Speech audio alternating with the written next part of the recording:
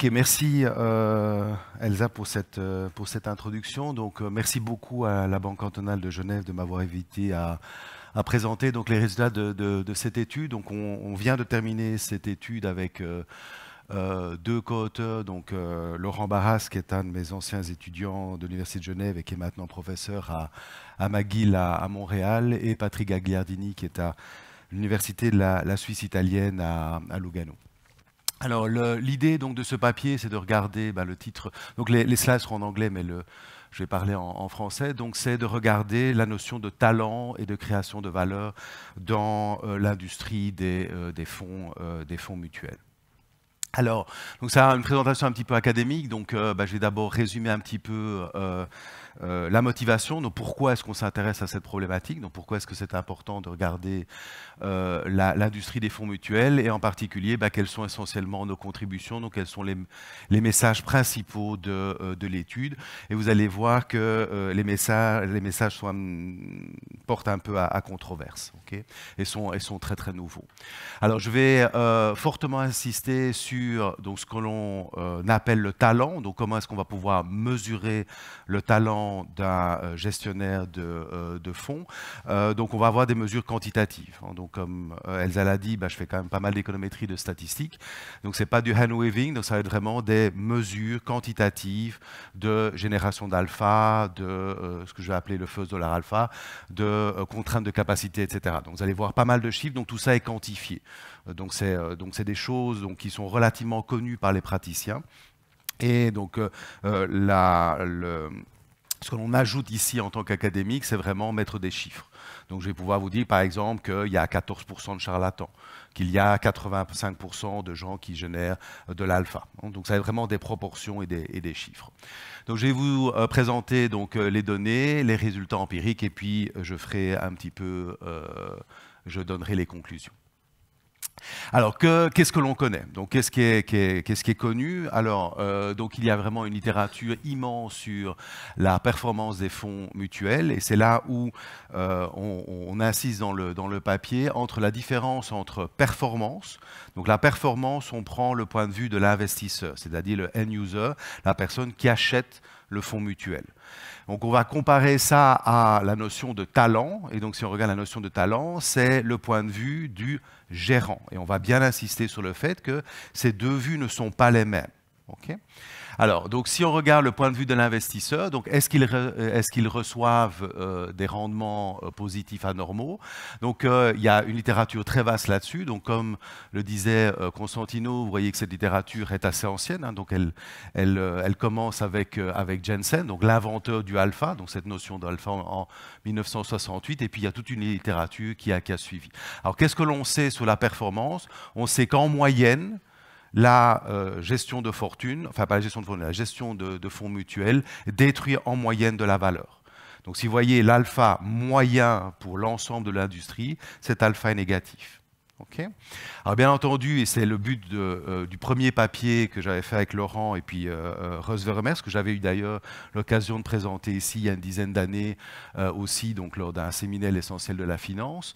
Donc le message principal que l'on avait dans ce papier-là, c'est de dire, bon, c'est très bien de regarder la personne moyenne, mais c'est pas parce que la personne moyenne détruit la valeur qu'il n'y a pas certaines personnes qui sont très bons et qui vont générer de l'alpha, et d'autres personnes qui sont très mauvaises et qui vont encore avoir un alpha plus négatif que la moyenne. Okay, donc on appelait ça un petit peu le bon, le brut et le truand, et donc on veut vraiment distinguer ces différents gérants. Okay.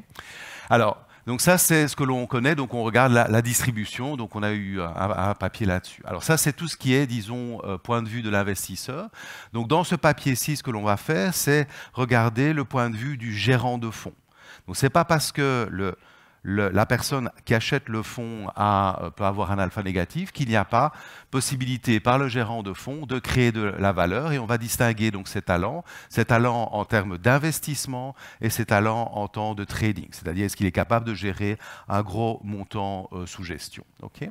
Donc, ces deux notions, donc talent et performance, ont été utilisées de manière équivalente dans la littérature académique. Elles sont malheureusement aussi souvent utilisées de manière équivalente par les praticiens, par les professionnels. Et je vais essayer de vous convaincre que ces deux notions sont en réalité totalement différentes. Et il ne faut pas les confondre. Okay. Donc ça, c'est un peu le fil conducteur de l'étude. Okay, donc on se concentre donc sur les talents. Donc on va regarder non pas juste la moyenne, mais on va regarder la distribution complète, donc parmi à peu près 2000 gérants aux États-Unis. Et qu'est-ce que l'on trouve? Alors, la première chose, donc, c'est plutôt des bonnes nouvelles. Donc, les bonnes nouvelles, c'est qu'il y a effectivement prévalence de talents. Donc les gérants de fonds sont talentueux. Ils sont talentueux en réalité par rapport à deux dimensions de talent. Non seulement leur capacité à générer des idées, c'est-à-dire ce qu'on appelle le first dollar alpha. Donc si vous leur donnez un franc, ils sont capables de gérer ce franc et de générer de la performance. Okay, donc ça, c'est le premier message que l'on a. Et on va voir qu'on a à peu près 85%, ce qui est énorme, de gens qui génèrent un first dollar alpha, donc positif. Okay. Deuxième dimension du talent, ben je reçois $1. Ce que j'ai bien entendu envie de faire, c'est scale up.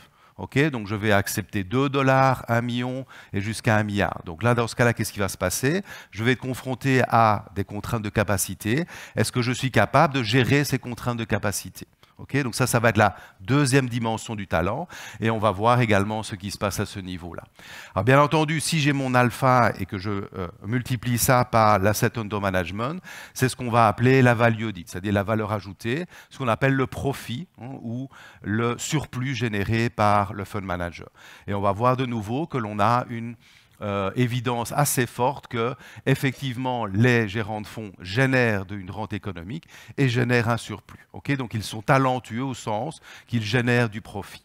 Okay, donc, ça, c'est le point de vue du gérant de fonds. Alors, quelque chose que l'on observe aussi et qui est assez contradicteur par rapport à la littérature académique, disons, théorique, c'est qu'on observe qu'il n'y a pas de concentration. Okay, donc si vous voyez certains, notamment en papier fait par Pedersen, qui est à Yale, donc il vous dit qu'en réalité, on devrait avoir une situation, c'est the winner should take it all. Donc en réalité, vous devriez avoir 2, 3 ou une dizaine de gérants talentueux dans le monde. Ce n'est pas ce qu'on observe. Okay, donc dans les données, ce que l'on va observer, c'est en réalité une très très forte hétérogénéité. Donc vous allez avoir des gens qui sont très talentueux à générer des idées, mais qui vont avoir beaucoup de problèmes à gérer un gros montant, à scale up, et au contraire des gens qui auront relativement peu d'idées, mais qui vont être capables de gérer des très très gros montants. Et donc il y a une très très forte hétérogénéité dans les deux dimensions de talent. Okay, donc ça, c'est quelque chose qui est assez nouveau dans la littérature académique. Alors ce que l'on va également voir, c'est que, et ça a été une très grosse surprise de l'étude, c'est que si je suis un gérant talentueux, c'est-à-dire que si je connais ma capacité à générer des idées, mon first dollar alpha, et la capacité à gérer des contraintes, ce que je peux faire, c'est internaliser ma connaissance de talent et déterminer quel est l'asset under management optimal que je dois gérer de façon à maximiser mon surplus, de façon à maximiser mon profit. Et ce que l'étude, et je vais vous montrer les chiffres après, ce que l'étude montre, c'est qu'en réalité, les gérants sont capables de le faire. Donc, ils sont capables d'internaliser leur talent et de gérer de façon optimale leur asset under management. Donc, ça, c'était assez surprenant. On ne s'attendait pas du tout à ça. Donc, ils sont très, très proches d'un optimum. Alors, donc ça, c'est les bonnes nouvelles. Donc, il y a de l'évidence de talent. Quelles sont malheureusement les mauvaises nouvelles en tant qu'investisseur? C'est que, bien entendu, les fund managers, ils ne vous vendent pas leurs services pour rien, puisqu'ils vous chargent des fees. Okay, donc ce qu'ils vont faire, c'est bien entendu vous charger des fees et malheureusement, certains chargent des fees beaucoup trop importantes par rapport à leur capacité de surplus. Et dans ce cas-là, l'alpha pour l'investisseur final va devenir négatif. Okay, donc il y a bien deux notions très très différentes entre talent et performance pour l'investisseur final. Okay, donc c'est un peu la question à laquelle on cherche à répondre. Donc beaucoup vont rentrer, mais très peu vont gagner. Donc la réponse en réalité, c'était lié à la première étude qu'on avait fait avec Laurent. La réponse c'est oui si vous êtes un investisseur, et la réponse en réalité est non si vous êtes un fund manager. Donc si vous êtes un fund manager, il y a beaucoup de gens qui sont talentueux, et donc c'est many will enter and many will win, dans le sens où ils vont générer de la valeur ajoutée et ils vont générer des profits. Et comme j'ai l'habitude de le dire, ils vont pouvoir acheter leur Porsche. Okay, donc ça, c'est un peu le résultat de l'étude. Alors, comme le disait Constantino, donc c'est un débat qui est très très vieux. Hein, donc si on croit au passif, on va faire tout simplement une stratégie de type buy and hold. Donc l'univers d'investissement, c'est tout ce qui est ETF. Au contraire, si on est actif, on va essayer de battre le marché. Et l'univers d'investissement, c'est les fonds mutuels. Donc comme c'est effectivement un débat qui est très très vieux. Donc vous avez un ancien prof de Chicago, Malkel, qui disait qu'en réalité, vous demandez à un singe de tirer des flèches, alors pas sur le Wall Street Journal, mais sur la GFI, et vous sélectionnez les stocks, et ce sont les stocks qui vont... il va faire aussi bien que quelqu'un qui va essayer de faire ça avec une méthode plus sophistiquée. Donc on va vous montrer que ça, en réalité, c'est faux. Okay, donc je vais vous montrer qu'en réalité, il y a donc des talents, c'est-à-dire que les fonds mutuels, les gérants de fonds mutuels, en réalité, font nettement mieux qu'un singe. Okay, donc ça, c'est aussi un des messages du papier. Alors, en tant que belgo-suisse, je ne peux pas résister à vous parler un petit peu de pourquoi est-ce qu'on regarde les fonds mutuels. Donc, c'est en réalité, donc, vous voyez que ça date d'il y a quelques années, donc en 1774. Donc, l'idée, donc les fonds mutuels, contrairement à ce que j'ai entendu aux US, ne sont pas nés aux États-Unis, mais sont bien nés en Europe, et il y a un bon bout de temps. Et donc, le premier fonds mutuel qui s'appelait Eendracht Markt, donc qui est la devise de la Belgique, l'union fait la force. Donc, l'idée, c'était effectivement d'offrir une diversification des portefeuilles à du retail investor.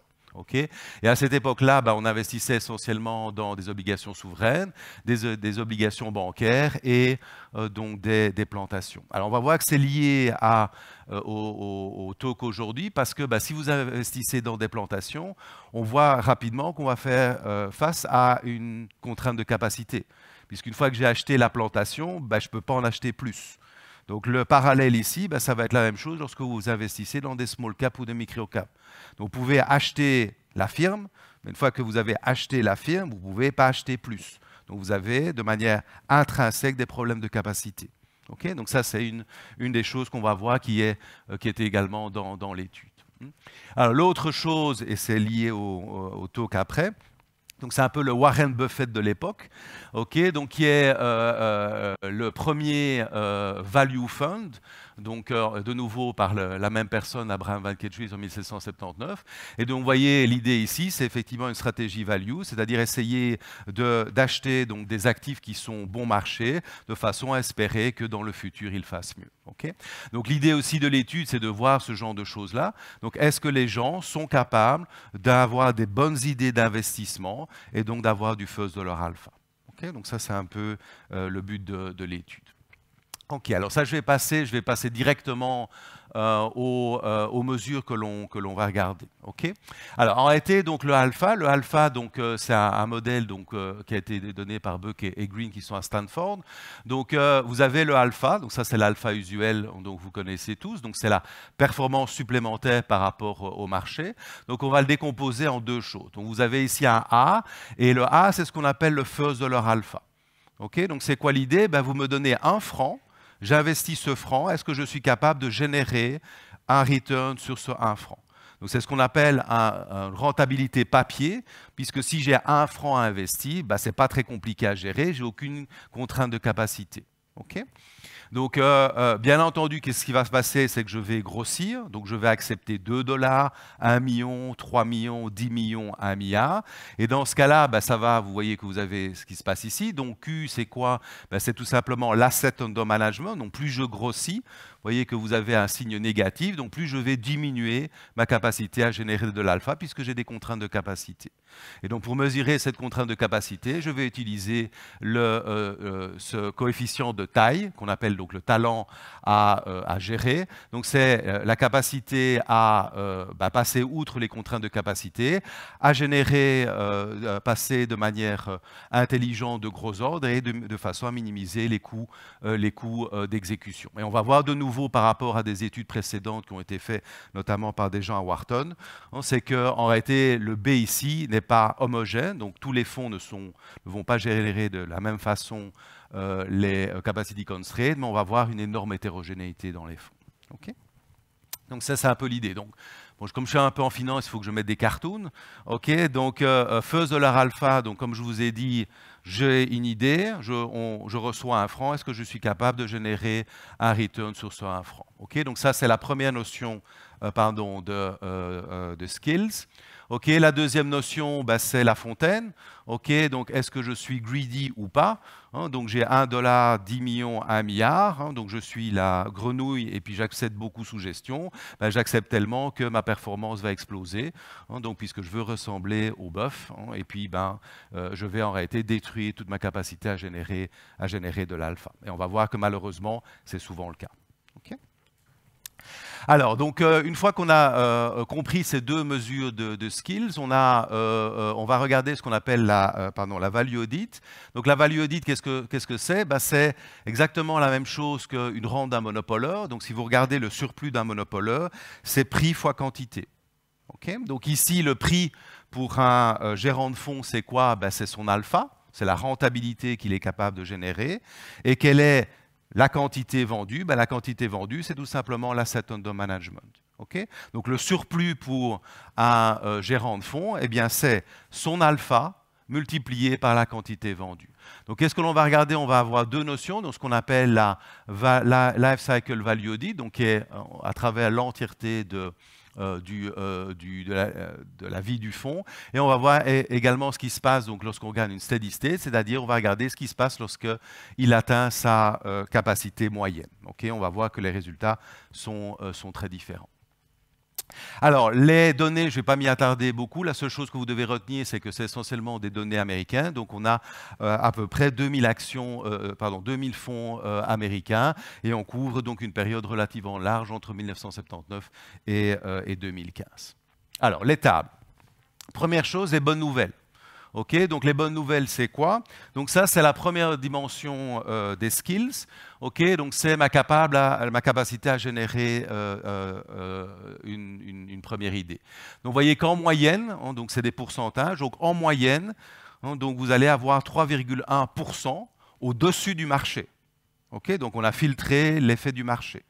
Donc ça, c'est en moyenne ce que fait l'industrie. Alors vous voyez qu'il y a, les nouvelles sont plutôt bonnes, regardez les proportions.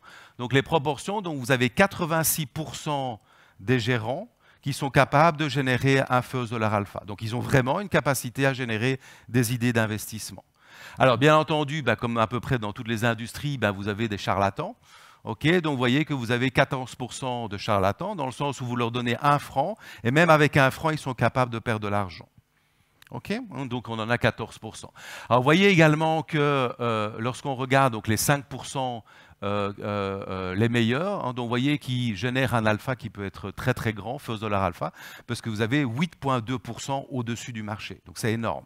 Okay, alors regardez également les différences en termes de, par exemple, de small cap et large cap, donc investissement dans des petites compagnies et dans des grandes compagnies.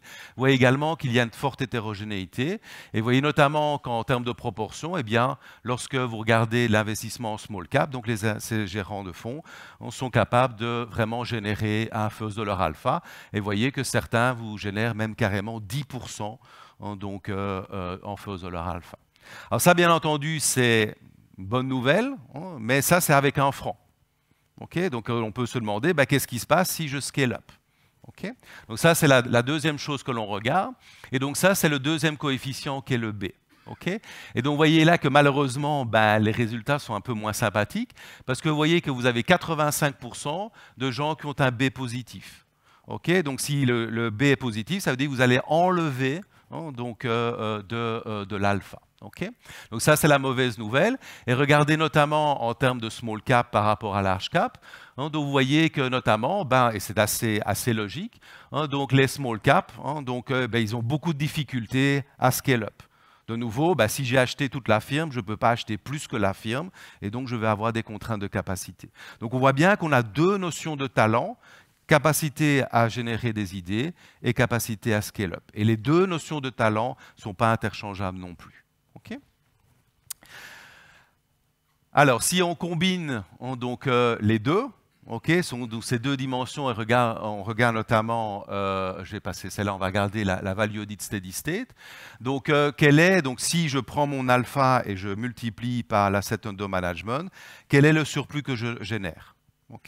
Donc là, vous voyez que les nouvelles sont de nouveau relativement bonnes. Ça, c'est en millions de dollars.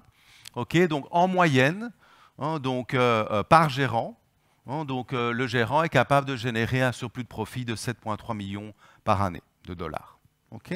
Alors, vous voyez que la proportion, il y en a beaucoup plus donc, qui génèrent une value audit positive. Donc, vous avez à peu près 70% de gérants de fonds qui génèrent une value audit positive et 31% qui génèrent une value audit qui est négative. Alors, une question naturelle que l'on peut se poser, c'est d'où vient cette partie négative? Et c'est parce qu'ils sont bêtes au sens ils ne sont pas capables de générer des capacités des first dollar alpha, donc des idées d'investissement. Donc est-ce que c'est parce que ce sont des charlatans? Ou est-ce que c'est parce qu'ils sont trop greedy, ils acceptent énormément de fonds sous gestion et donc ils vont exploser comme la grenouille? Et la réponse c'est la deuxième. Donc en réalité, ce n'est pas parce que ce sont des charlatans, mais essentiellement parce qu'ils acceptent trop sous gestion et ils vont détruire à la fin leur capacité à générer un surplus. Donc ça, c'est également un message que l'on a dans le papier. Alors, qu'est-ce qui se passe donc maintenant si on compare donc ce qu'on a dans les données, c'est-à-dire la valeur ajoutée du gérant, et qu'est-ce que l'on observe si on compare par rapport à l'optimum? Donc, comme je vous l'ai dit, donc dans le modèle de Burke et Green, donc on a les deux dimensions de talent, le first dollar alpha et la capacity constraint. Donc, si je suis capable en tant que gérant de connaître mon A et de connaître mon B, je peux l'internaliser et décider quelle est la valeur, quel est le montant sous gestion que je dois accepter de façon à maximiser mon surplus. Donc c'est l'optimum. Et donc qu'est-ce que l'on voit? Qu'on voit que donc ça c'est la différence entre l'optimum et la value audit observée, donc actuellement implémentée par les gérants du marché. Et on voit qu'en réalité la différence est à peine de 3 millions de dollars. Donc en réalité les gérants sont relativement proches de leur optimum. Donc ça veut dire que non seulement ils sont capables de connaître, d'avoir des idées et de gérer les capacity constraints, ils sont capables de faire ça, en plus de l'internaliser et de gérer de manière optimale, ou en tout cas proche de l'optimum, les assets sous gestion. Donc ça, c'est de nouveau quelque chose qui est assez nouveau et qui nous a fortement surpris. Alors, pour terminer, ce qui me reste à peu près 5 minutes, donc ça, c'est tout ce qui est talent. Donc, c'est point de vue du gérant. Alors, ce qui vous intéresse également en tant qu'investisseur, c'est le point de vue de l'investisseur. Donc, on sait que ces gens sont talentueux, ils génèrent un surplus, ils génèrent de la value audit, mais est-ce que vous en bénéficiez? Et là, on va voir que les réponses sont un petit peu moins sympathiques pour vous. Pas pour le fund manager, mais pour vous. Alors ça, c'est ce qu'on appelle donc le gros alpha. Donc, c'est exactement le même alpha qu'on a vu avant. Donc qu'est-ce que l'on voit? On voit qu'avant fees, donc avant le service que vous payez, on voit que de nouveau, donc, les résultats sont plutôt intéressants puisqu'on a 70% des fonds qui génèrent un alpha positif et à peine donc 30% de fonds qui génèrent un alpha qui est négatif. Donc là, les nouvelles sont plutôt sympathiques. Malheureusement, c'est qu'ils ne vous vendent pas ce service pour rien. Donc, qu'est-ce qu'ils vont faire? Ils vont vous charger des fees. Et donc là, c'est les résultats qui fâchent. Donc, qu'est-ce qui se passe après fees? Donc, vous voyez que malheureusement, les résultats ont été échangés. Donc, vous voyez qu'après fees, donc, la proportion tombe à 35%, donc d'alpha positif après fees. Et donc alpha positif, et vous voyez que maintenant, malheureusement, le bull, donc la majorité, est avec un alpha qui est négatif de l'ordre de 65%. Donc, quel est le message, et on reviendra sûrement au niveau de la discussion du panel, donc quel est le message de l'étude qui est véhiculé? C'est qu'il y a du talent, Donc ça, c'est clair. Okay. Mais attention que les talents sont sous 2 dimensions. Donc first dollar alpha, générer des idées et gérer de manière optimale l'asset under management.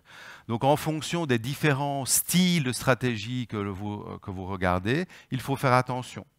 Okay. Donc un des premiers messages, c'est que si vous êtes intéressé par des small caps, okay, on voit qu'ils sont capables de générer des idées, mais attention s'ils grossissent. C'est-à-dire que si vous voyez que votre manager, au départ, il a 100 millions sous gestion, il passe à 1 milliard, red flag. Okay. Donc faites attention, parce que probablement les capacity constraints vont commencer à être là, et vous allez perdre de l'alpha. Okay. Il y a aussi des études, il y a également dans le papier, donc des résultats concernant les fonds qui ont un low turnover ou un high turnover. Et de nouveau, donc faites attention, lorsqu'un gérant commence à faire une rotation très très importante de son portefeuille, en général, c'est pas un bon signal. Okay. Donc vous allez détruire de la valeur. Okay. Donc ça, c'est un petit peu les résultats et le message principal de l'étude. Okay. Donc un des résultats, je pense que Constantino va en parler un petit peu après, c'est qu'il y a besoin d'un monitoring donc, des fonds, puisqu'on voit qu'il y a plusieurs dimensions de talent, et donc il faut bien regarder ce que fait exactement le fund manager. Donc voilà, ça c'est un petit peu les résultats de l'étude. Merci.